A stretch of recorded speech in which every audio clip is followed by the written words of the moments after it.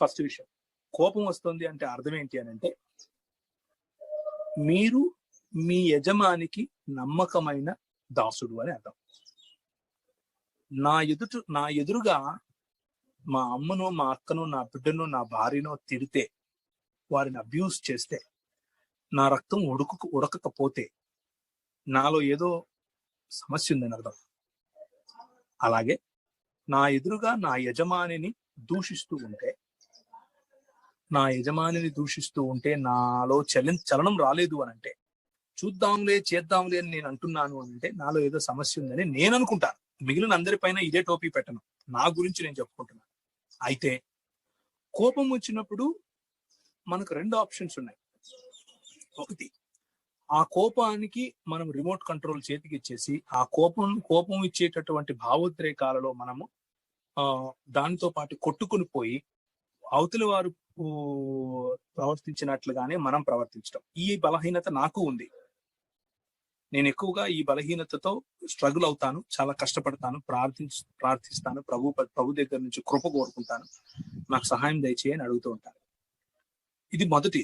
రెండవది, మన పెద్దలు నేర్పినటువంటి మార్గం, మన పెద్దలు మనకు చూపించినటువంటి మార్గం, ప్రభువైన యేసు క్రీస్తు మనకు చూపించినటువంటి మార్గం, పౌలు మనకు చూపించినటువంటి మార్గం, పేతురు మనకు చూపించినటువంటి మార్గం. ఇదేంటంటే భావోద్రేకాలను లేకుండా చేసుకోవటం, లేక ఒక రాయిలా అయిపోవటం కాదు దాని అర్థం. భావోద్రేకాలు ఉండాలి, భావనలు ఉండాలి.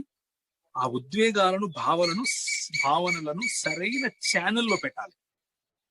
ఒక ఒక ఒక దాన్ని ఏమంటారు, ఒక బాటిల్లో నీళ్లు పోయాలి అని అంటే పైన మనం లడిగే పెడతాం కదా, మా ప్రాంతంలో లడిగే అంటారు, ఫనెల్. దాన్ని ఆంధ్ర ప్రాంతంలో ఏమంటారో తెలియక అన్నమాట అంటున్నారు, లడిగే అంటారు. అది పెట్టి దాంట్లో పోస్తారు. అలా కింద ఏదైతే ఆ ఫ్లో ఉంటుందో పైన భావోద్వేగాలన్నింటినీ తీసుకొచ్చి ఒక చోట పెట్టి దాన్ని ఈ ఫ్లో గుండా తీసుకొని రావాలి. తీసుకొని వచ్చినప్పుడు మనలో ఆత్మ నిర్భరత, మనలో ఆత్మ సంయమనం పాటిస్తూ, సరైన భాష మాట్లాడుతూ, వీలైనంత ఎక్కువగా మనలో ఉన్నటువంటి కంట్రోల్ పోగొట్టుకోకుండా, భాషలో కంట్రోల్ పోగొట్టుకోకుండా. ఇది ఒక అభ్యాసం, రాత్రికి రాత్రి వస్తుందని నేను చెప్పట్లేదు.